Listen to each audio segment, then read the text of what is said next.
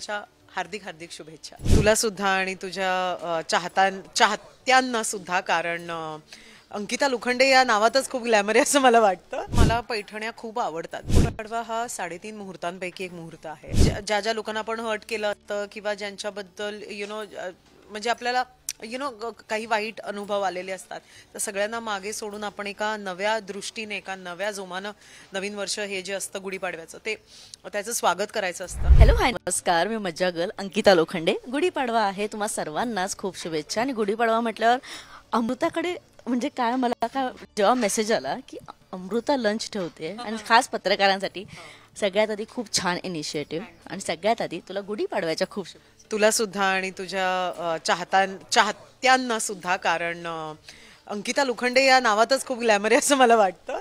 आणि माझी अत्यंत गोड जीवलग मैत्रीण आहे. पण थँक्यू सो मच की मी इन्व्हाइट केलं आणि तुम्ही सगळे पत्रकार मित्रमैत्रिणी आलात.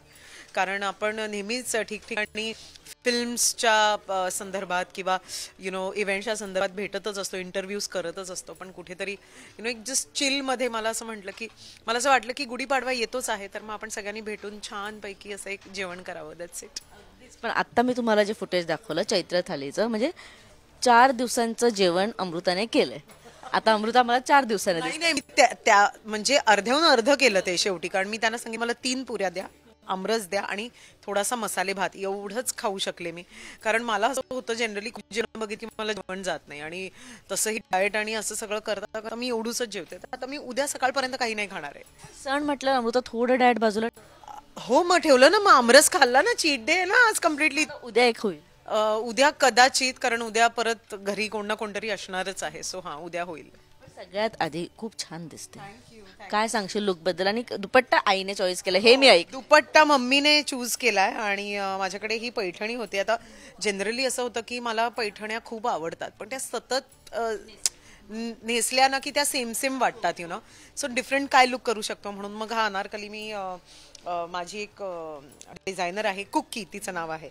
सो तिने केला आणि छान केला, एकदम स्वीट केलाय तिने तो. आपण जेव्हा गुढीपाडवा म्हटलो, काय म्हणतो की एक नवीन संकल्प करतो आपण. दरवेळेस बोलतो की 31ला तू काय संकल्प करणार आहे किंवा काय रेझोल्युशन करणार आहे, पण खरं तर आजच्या दिवशी आपण एक संकल्प करायला पाहिजे. अमृता काय वाटतं, या वर्षीपासून अमृता नवीन करणार? एकतर ना, गुढीपाडवा हा 3.5 मुहूर्तांपैकी एक मुहूर्त आहे आणि तो ह्यासाठी आहे, आपल्या शास्त्रांमध्ये असं केलं आहे की त्याला एक अतिशय उत्तम अशी प्लॅनेटरी अलाइनमेंट आहे. आणि मी या सगळ्याबद्दल वाचते, मला माहिती आहे या गोष्टी. आणि डेफिनेटली ह्या दिवशी काही ना काहीतरी एखादी गोष्ट नवीन घेणं किंवा एखादा नवीन संकल्प करणं किंवा आपल्या मनात जी काही मनोकामना आहे, जी काही स्वप्न आहेत, ते मी मॅनिफेस्ट करते, मी मेडिटेशन करते त्यावर. त्याच्यानंतर जे काही ज्या ज्या लोकांना आपण हर्ट केलं असतं किंवा ज्यांच्याबद्दल म्हणजे आपल्याला काही वाईट अनुभव आलेले असतात, तर सगळ्यांना मागे सोडून आपण एका नव्या दृष्टीने, एका नव्या जोमानं नवीन वर्ष हे जे असतं गुढीपाडव्याचं, त्याचं स्वागत करायचं असतं. आणि ते सगळं मी अतिशय रीतसर करते. म्हणजे अगदी साडी नेसण्यापासनं पूजा करेस्तोपर्यंत, गुढी पासनं सगळं काही मी स्वतः करते. मला फार आवडतं ते सगळं करायला.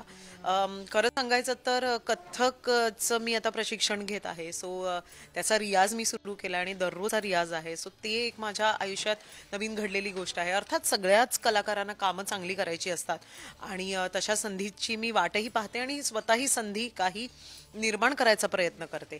आणि उच्च शिक्षण घ्यायचं आहे आणि हे माझ्या पर्सनल ग्रोथ आहे.